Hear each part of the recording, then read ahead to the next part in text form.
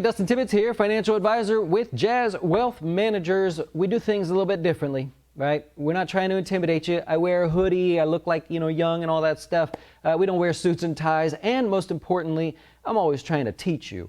The more I can teach you, the more questions you'll have, right? You ever hear that kid when the kid says, "Why does this work this way?" And the dad says, "Well, because, that's how it works." And the kid goes, "Why?" Right? That's what I want customers to do, is go, "Why?" Always, no matter what the answer is. Why? There's a never-ending amount of questions.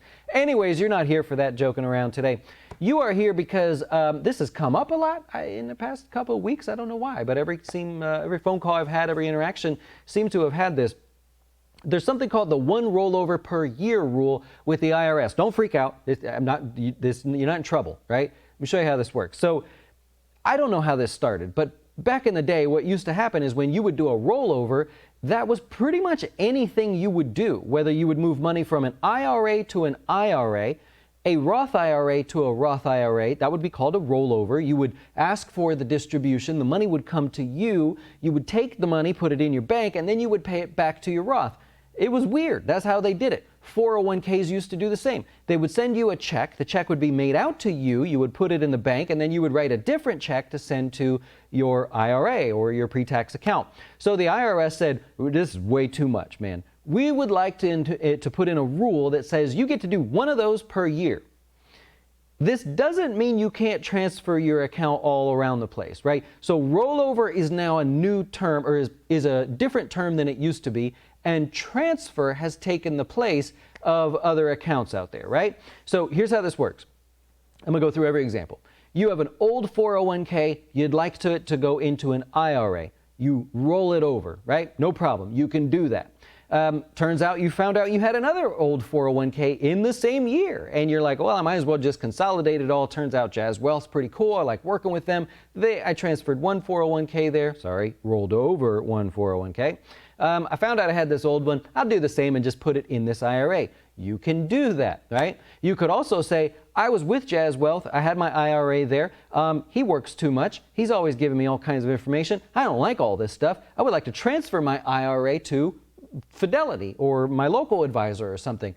You could do that, right? So what this applies to, the one rollover per year rule, to make it super clean, is if you went to some account that you have, IRA, Roth IRA, 401k, 403b, whatever it is, if you went to one of those accounts and said, "I would like to move this money from here to here, however, I want the check to come in my name, I'm going to cash it, and then I'm going to deposit it into this account." That's the one rollover per year. Transfers do not count.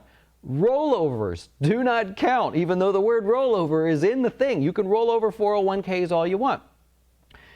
Conversions do not count, meaning you had money in a pre-tax account, you moved it to a post-tax account. That doesn't count either. And even this year, 2020, all different, so it's a different sort of a game this year. If you took money out of your 401k as a COVID-related distribution, you put it in your bank account and you said, "I changed my mind. I'd like to pay it back either to that 401k or an IRA." That doesn't count either. So if you took money out, $100,000, let's say, you paid back $10,000, you paid back $10,000, you paid back $10,000, you waited a month, you paid $10,000 to your IRA, $10,000 to your IRA, $10,000 to your 401k, that doesn't count either. The only time this really counts anymore, because brokerage firms won't even let you really take money in your own name, is if by chance somehow you got them to give you money in your name, you changed your mind, and at some point, hopefully within a 60-day window, you gave it back. If it was past the 60-day window, you're not technically in trouble. There's waivers for that and stuff, but you paid it back to an account from cash or a check that was in your name. Hopefully that's clear, right? Because it comes up a lot. The one rollover per year rule, it really kind of working its way out. It's silly how it's all worded and everything. There's a few other nuances there, but not really anything that I came across.